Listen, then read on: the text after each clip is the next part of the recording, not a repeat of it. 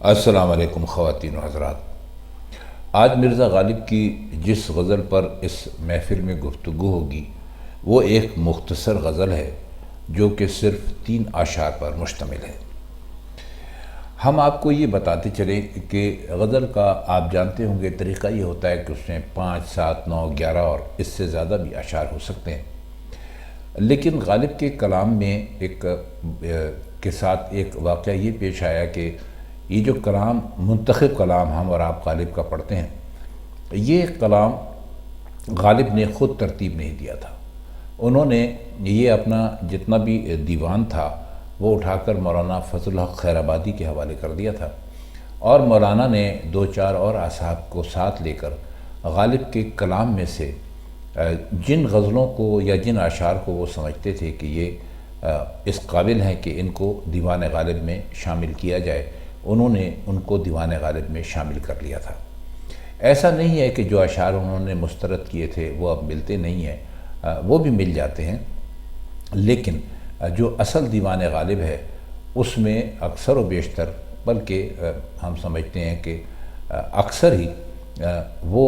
غزلیں شامل ہیں مرزا غالب کی جن کو کہ ان کے دوستوں نے اس قابل سمجھا تھا کہ ان کو اس مجموعے میں شامل کریں۔ چنانچہ بعض غزلوں میں آپ کو 3 اشعار ملتے ہیں، بعض میں 5 ملتے ہیں، کسی میں 11 بھی ملتے ہیں، تو یہ سب ان کا حسن انتخاب تھا جو کہ دیوان غالب کی صورت میں ڈھلا اور جسے تقریباً 150-200 سال سے غالب کو چاہنے والے پڑھتے ہیں اور ان کے اشعار کا مطلب سمجھنے کی کوشش کرتے ہیں۔ بہرحال یہ آپ سے اس لیے عرض کر دیا کہ بعض دوستوں کو یہ خیال پیدا ہوتا ہے کہ ہم نے بہت ہی مختصر سی غزل کے اشعار پیش کیے ہیں اور شاید اس میں سے کچھ اشعار ایسے ہیں کہ جن کی ہم نے تشریح نہیں کی اور ان کو چھوڑ دیا ہے۔ تو ایسا نہیں ہے، مرزا غالب کے وہ اشعار، وہ غزلیں جو جس طرح بھی ہمیں ملتی ہیں ہم ان کی تشریح آپ کی خدمت میں پیش کر دیتے ہیں۔ اب وہ غزل بڑی ہو یا چھوٹی، ہم دیوان کی ترتیب کے اعتبار سے چلتے ہیں۔ اس تمہید کے بعد پھر ہم اب عرض کرتے ہیں کہ آج ہم نے مرزا غالب کی جس غزل کا انتخاب کیا ہے اس میں فقط 3 اشعار ہیں۔ اس کا پہلا شعر ہے: نمائش پردہ دار طرز بیداد تغافل ہے، تسلی جان بلبل کے لیے خندیدن گل ہے۔ نمائش آپ جانتے ہیں دکھانے کو کہتے ہیں، اور پردہ دار کہتے ہیں پردے میں رہنے والا، اور طرز کہتے ہیں طریقے کو، بیداد کہتے ہیں ظلم کو، جور کو، اور تغافل کہتے ہیں لاپرواہ رہنے کو، اور خندیدن کا مطلب ہوتا ہے ہنسنا۔ تو اپنے اس شعر میں مرزا غالب فرماتے ہیں کہ بلبل کی جو جان ہے وہ صرف یہ دیکھ کر مطمئن ہے کہ پھول ہنس رہا ہے۔ اب پھول کے ہنسنے کا مطلب ہوتا ہے، ظاہر ہے کہ ہم پھول انسانوں کی طرح تو ہنستے نہیں ہیں، نہ ان کی ہنسی کی کوئی آواز ہوتی ہے۔ بعض شعراء نے جو کلی کی جو چٹک ہوتی ہے اس کو پھول کی انہوں نے ہنسی قرار دیا ہے، لیکن دراصل اکثر و بیشتر اس کا مطلب ہوتا ہے کہ پھول کھلا ہوا ہے۔ جب کہیں پھول ہنسنے کی بات کرتے ہیں شعراء تو اس کا مطلب ہوتا ہے کہ کوئی پھول کھلا ہوا ہے۔ تو فرماتے ہیں کہ یہ جو پھول کی ہنسی ہے یہ محض ایک نمائش ہے، اور اس نمائش کا مقصد یہ ہے کہ پھول نے تغافل کا یعنی لاپرواہی کا جو بہت ہی سنگ دلانہ طریقہ اختیار کر رکھا ہے اس پر پردہ پڑا رہے۔ اب یہ معاملہ عاشق اور معشوق کا بھی ہو سکتا ہے، اور یہ معاملہ گل و بلبل کا بھی ہو سکتا ہے۔ بلبل چونکہ چمن میں آتی ہے تو اس میں یہ فرض کر لیا گیا ہے کہ بلبل اور گل کا جو ہے وہ آپس میں کوئی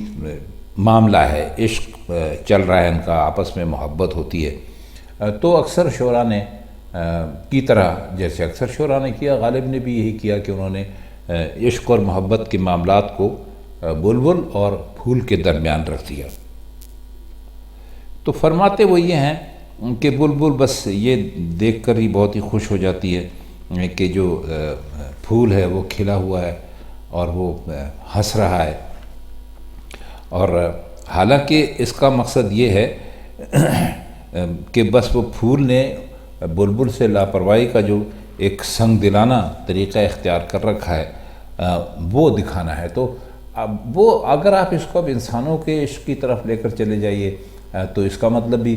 کچھ ایسے نکلتا ہے کہ اگر کوئی آپ کے ساتھ ہنس رہا ہے تو عاشق کی سمجھ کر بہت خوش ہوتا ہے کہ میرا محبوب شاید مجھ سے بہت خوش ہے اور وہ بات بات پر ہنس رہا ہے، لیکن دراصل محبوب اس کا مذاق اڑا رہا ہوتا ہے، تو عاشق کے لیے بس یہ تسلی کافی ہوتی ہے کہ اس کا محبوب خوش ہے۔ تو اسی طرح فرماتے ہیں کہ جب بلبل کسی کھلے ہوئے پھول کو دیکھتی ہے تو یہ سمجھتی ہے کہ یہ ہنس رہا ہے اور یہ خوش ہے، لیکن دراصل پھول نے جو اس سے بلبل سے جو لاپرواہی، جو تغافل اختیار کر رکھا ہے وہ اس پر ایک پردہ ڈالنے کے لیے یہ ہنسی جو ہے یہ اس نے اختیار کی ہوئی ہے۔ اگلا شعر ہے کہ نمود عالم اسباب کیا ہے، لفظ بے معنی کہ ہستی کی طرح مجھ کو عدم میں بھی تعامل ہے۔ نمود کا مطلب شاید ہم پہلے بھی آپ کو بتلا چکے ہیں کہ نمود کہتے ہیں دکھانے کو، یعنی نمائش کرنا، آپ یہ سمجھ لیجئے اس کو کہتے ہیں۔ اور جو انہوں نے یہاں اس میں یہ فرمایا ہے عالم اسباب کیا ہے، عالم اسباب یعنی یہ دنیا جو ہے یہ کیا ہے۔ لفظ بے معنی وہ کہتے ہیں کہ بالکل ایک ایسے لفظ کی طرح ہے کہ جس کے کوئی معنی ہی نہیں ہوتے۔ اور تأمل کہتے ہیں کسی بھی بات کو تسلیم کرنے میں ہچکچانا، یعنی کچھ یقین ہونا کہ ایسا ہوگا، کچھ یقین ہونا کہ ایسا نہیں ہوگا، اس کو فرماتے ہیں کہ وہ تأمل ہے، یعنی ہستی کی طرح، یعنی جیسے میں ہوں۔ اور عدم کہتے ہیں جب کچھ نہ ہو۔ تو فرما یہ رہے ہیں کہ جو دنیا میں جو عالم اسباب ہیں، ہمیں آپ کو سب کو وہ عالم اسباب نظر آتے ہیں، دنیا پوری طرح نظر آتی ہے، اس میں زمین ہے، درخت ہیں، پہاڑ ہیں، لوگ ہیں، تو وہ کہتے ہیں کہ یہ دنیا جو ہے یہ ایک طرح سے ان عالم اسباب کی ایک نمائش ہے، اور یہ ایک سراسر بے معنی لفظ کی طرح ہے، اس کی حقیقت کچھ نہیں ہے۔ کہتے ہیں کہ وجود تو رہا ہے ایک طرف، یعنی جو کچھ نظر آ رہا ہے، مجھے تو عدم میں بھی یعنی کلام ہے، میں تو عدم کو بھی تسلیم نہیں کرتا۔ جب وجود عدم اور جب وجود کو اور عدم کو دونوں کو ختم کر دیا تو قصہ ہی پاک ہو گیا۔ کہنا یہ چاہتے ہیں کہ جو یہ عالم اسباب ہے، جو دنیا ہمیں اور آپ کو دکھائی دیتی ہے، یہ نمود ہی نہیں ہے، باطل نہیں ہے، اس کا عدم بھی باطل ہے، یعنی یہ سب جھوٹ ہے۔ نہ عدم کوئی چیز ہے اور نہ یہ دنیا کوئی چیز ہے۔ اب یہ غالب نے کس مزاج میں اور کس موڈ میں ایک ایسا شعر کہا کہ انہوں نے دنیا کو، دنیا میں جو کچھ دکھائی دیتا ہے ہمیں آپ کو، جسے ہم اور آپ تسلیم کرتے ہیں، اس کو انہوں نے کہا کہ یہ کیا ہے، یہ ایک لفظ بے معنی ہے بالکل، کہ میں تو نہ اپنے اوپر یقین کرتا ہوں اور نہ میں اس سے پہلے کیا تھا مجھے اس کی کوئی پرواہ ہے۔ شعر ہے کہ نہ رکھ پابند استغنا کو قیدی رسم عالم کا، تیرا دست دعا بھی رکھنا انداز توکل ہے۔ اس میں ایک لفظ آیا ہے استغنا۔ استغنا کا مطلب ہوتا ہے بے نیازی یا بے پرواہی، لاپرواہی، آپ یہ کہہ لیجئے اس میں۔ اور اس میں ایک لفظ اور بھی ہے پابند۔ پابند کا مطلب ہوتا ہے کسی چیز کے اوپر قائم رہنا۔ اور رسم عالم دنیا کے طریقے، دست دعا وہ ہاتھ جو دعا کے لیے اٹھے، رکھنا کہتے ہیں رکاوٹ کو، اور توکل کہتے ہیں اللہ تعالیٰ کی ذات پر بھروسہ کر کے بیٹھ جانے کو، کہ اللہ تعالیٰ کی رضا ہوگی تو مجھے فلاں چیز مل جائے گی، رضا نہیں ہوگی تو مجھے نہیں ملے گی، تو اس کو توکل کہتے ہیں۔ تو فرماتے یہ ہیں کہ دعا مانگنا دنیا کی ایک عام رسم ہے، لیکن میرا جیسا شخص جو بے نیازی اور بے پرواہی اور لاپرواہی اس کے اوپر یقین رکھتا ہے، تو اسے دعا مانگنے کی رسم کا قیدی کیوں رکھا جائے؟ وہ جب وہ ہے ہی لاپرواہ، اس کو کسی چیز کی پرواہ نہیں ہے، تو آپ کو اسے جو کچھ بھی دینا ہے وہ آپ بغیر دعا مانگے دے دیجئے۔ تو اس کے لیے اس رسم کی پابندی کیوں ضروری ہے؟ اور بے نیازی جو ہے وہ تو اللہ تعالیٰ پر ایک جو کامل بھروسہ ہوتا ہے اس سے پیدا ہوتی ہے، اور جسے اللہ پر پورا بھروسہ ہو اس کے لیے عام انداز سے دعا مانگنا بھی توکل میں رکھنا ہے، یعنی خلل ہے۔